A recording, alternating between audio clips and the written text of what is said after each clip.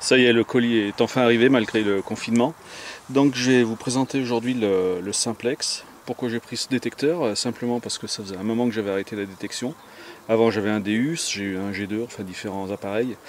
Et là je voulais pas y remettre trop cher et avoir un détecteur le plus simple possible, mais aussi le plus complet possible, assez stable, avec toutes les nouvelles fonctionnalités qu'on peut trouver sur les détecteurs d'aujourd'hui. Donc le tour vite fait du détecteur. Comme vous pouvez le voir, déjà premier aspect, il est étanche. Donc on peut détecter sous la pluie, on peut détecter un petit peu dans n'importe quelle condition. Vous avez un casque sans fil. Donc c'est pas du Bluetooth, c'est une technologie comme Macro avait déjà fait sur son Racer. Donc le temps de réactivité est quasiment instantané. Vous avez des batteries intégrées. Donc pas besoin de mettre de piles, un petit peu comme sur le Deus, vous le rechargez et je crois qu'il est donné pour une vingtaine d'heures de détection. Il est assez léger, donc en moyenne à peu près 1,3 kg. Ça ne devrait pas trop poser de problème même avec de longues journées de détection. Vous avez 4 programmes, donc tout métaux, les parcs, les champs et la plage. Ça me suffira largement pour ce que je fais. Vous avez un décalage en fréquence si jamais vous avez plusieurs détecteurs de même marque. Le notch que je n'utilise jamais. Le volume des ferreux. Vous avez une option de vibration, donc si vous voulez détecter en silence, vous avez des vibrations dans la canne, comme il y avait sur le Macro Racer que j'avais aussi. Vous avez une lampe qui se situe sous la commande, qui permet de détecter de nuit ou dans des conditions de visibilité un petit peu moyennes. Donc ça éclaire votre disque. Le détecteur est fourni avec un disque de 28 et vous pouvez faire la mise à jour de ce détecteur. Depuis sa sortie, je crois qu'il y a eu déjà 2 ou 3 mises à jour. Maintenant, nous allons ouvrir la boîte. Le contenu de la boîte. Donc, comme vous pouvez le voir, je l'ai acheté à la maison de la détection. J'aurais pu l'acheter ailleurs, mais c'était une des rares qui était encore ouverte pendant le confinement et qui livrait en 24-48 heures garantie. Donc effectivement je l'ai reçu en 48 heures, donc de ce côté là aucun souci.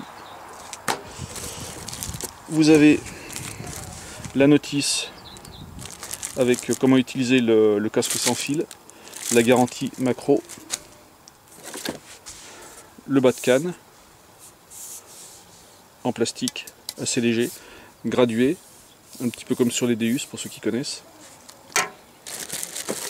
Le casque sans fil, donc avec technologie HF, même technologie UHF en 2 Go.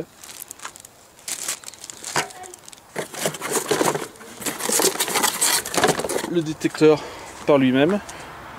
Donc un point intéressant, le repose-poignet est en plastique souple, donc pas de casse de ce côté-là.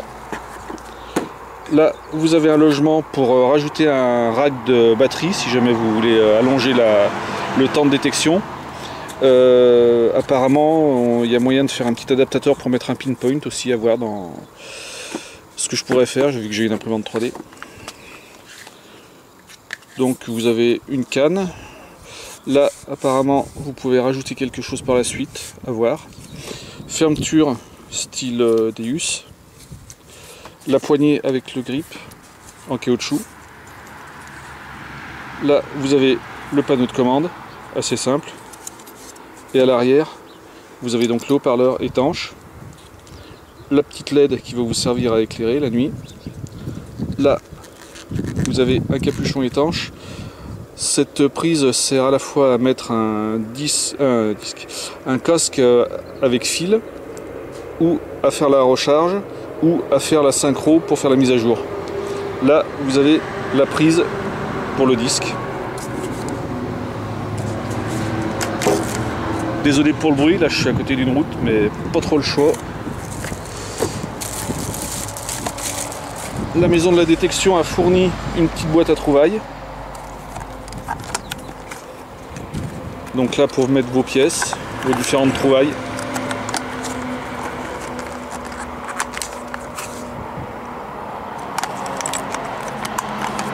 Assez sympa. Vous avez tout ce qui est connectique. Donc le câble en USB pour faire la synchro, la recharge, la mise à jour. La prise en USB qui sert à la recharge du disque. Et la vis de fixation du disque qui est exactement la même que sur le macro, donc je devais en avoir une d'avance. Ça, c'est un bon point. Encore un petit goodies du Maison de la Détection.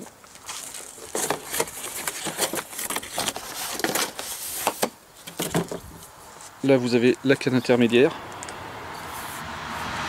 Pareil, tout le temps avec le même système de fixation.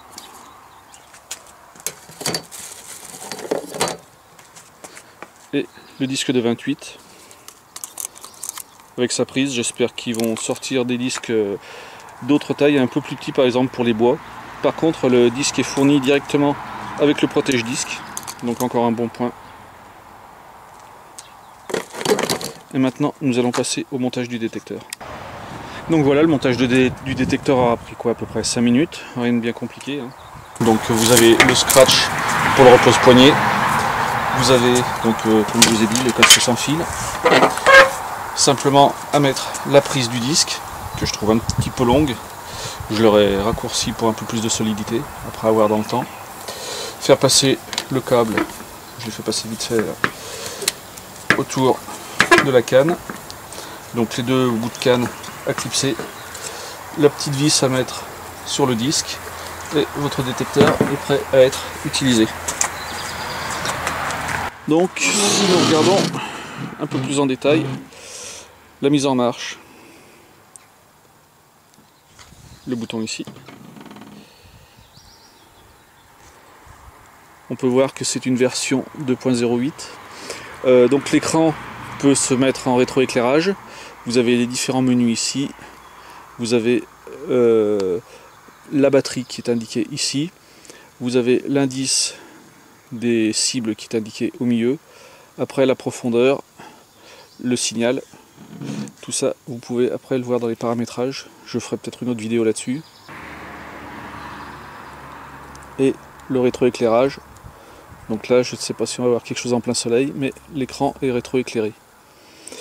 Une chose pour le casque, donc pour l'appairer.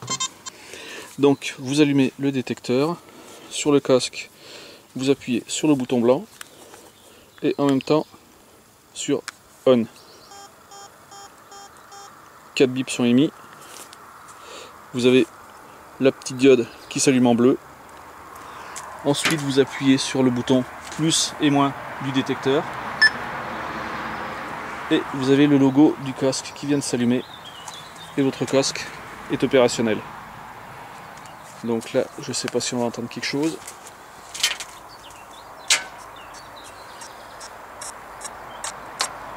Donc vous avez le son qui sort du casque. Si je coupe le casque.